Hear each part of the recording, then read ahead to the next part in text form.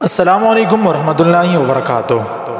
پیارے دوستو، وقت کی عدالت کبھی خاموش نہیں رہتی۔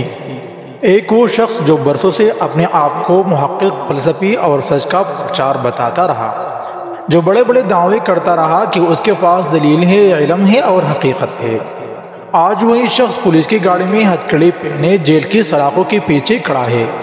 جی ہاں، بات ہو رہی ہے انجینئر مرزا کی۔ لیکن اصل سوال یہ ہے، آخر ایسا ہوا کیوں؟ وہ کون سا جملہ تھا، وہ کون سی گستاخی تھی جس نے مرزا کو عرش سے فرش پر لا پھینکا؟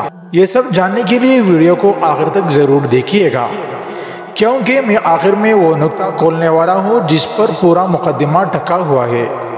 دوستو، تاریخ گواہ ہے کہ لفظ کی طاقت تلوار سے بھی زیادہ خطرناک ہوتی ہے۔ کبھی ایک جملہ انسان کو ہیرو بنا دیتا ہے اور کبھی ایک لفظ اس کو زندان کے اندھیروں میں دھکیل دیتا ہے۔ انجینئر مرزا برسوں تک مذہبی بیانیے کے خلاف بات کرتا رہا، کبھی حدیث پر تنقید، کبھی علماء پر سوال، اور کبھی ایسے جملے جو براہ راست عوام کے جذبات کو للکارتے رہے۔ لیکن جو بات عوام برداشت نہ کر سکے، وہ قانون بھی برداشت نہ کر سکا۔ دوستو، یہاں آتا ہے سب سے بڑا سوال، آخر انجینئر مرزا نے کیا کہا؟ کچھ لوگوں کا دعویٰ ہے کہ اس نے اپنے لیکچر میں ایسے جملے بولے جو اسلامی عقائد پر تنقید کے مترادف سمجھے گئے۔ کچھ کا کہنا ہے کہ اس نے ایسے مثالیں دی جو مقدسات کے احترام کے خلاف تھی۔ لیکن دوسری طرف مرزا کے ماننے والے یہ دلیل دیتے ہیں کہ اس نے صرف تحقیق کے نام پر اپنی رائے پیش کی اور اصل مقصد گستاخی نہیں تھا۔ دوستو، یہ راز بھی میں نہیں کھولوں گا، کیونکہ حقیقت جاننے کے لیے آپ کو آخر تک ساتھ رہنا ہوگا، کیونکہ آخر میں وہ پردہ اٹھنے والا ہے جس نے مرزا کو جیل تک پہنچایا۔ اب دوستو، یہاں فیصلہ کرنا بہت نازک ہے، کیا یہ ایک علمی اختلاف تھا یا واقعی ایک گستاخی؟ یہ وہ لکیر ہے جس پر بحث جاری ہے۔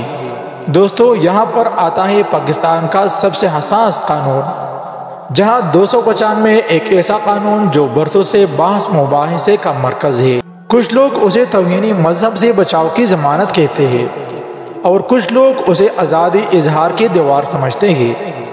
اب سوال یہ ہے کہ مرزا کو واقعی 295 کے تحت سزا ملے گا یا وہ کسی قانون پیش و خم سے رہائی حاصل کر لے گا؟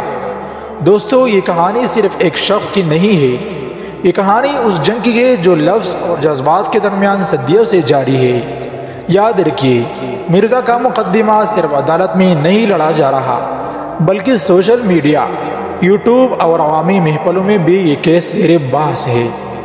کچھ لوگ کہتے ہیں کہ مرزا نے حق بولا ہے، کچھ کہتے ہیں کہ اس نے حد پار کر دی، اور حقیقت یہ ہے کہ کبھی کبھی حق اور گستاخی کے بیچ صرف ایک ہی باریک لکیر ہوتی ہے۔ اب سوال یہ ہے کہ عدالت پاکستان مرزا کو مجرم ٹھہرائے گی؟ کیا وہ برسوں جیل کی سلاخوں کے پیچھے گزارے گا، یا پھر ایک دن یہ کہہ کر باہر آ جائے گا کہ میں نے صرف سوال کیا تھا؟ دوستو، اور یہی ہے وہ پردہ جس کا ذکر میں نے ویڈیو کے شروع میں کیا تھا۔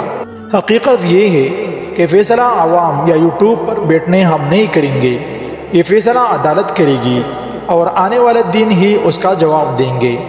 دوستو، آپ کے خیال میں مرزا کو کیا سزا ملنی چاہیے؟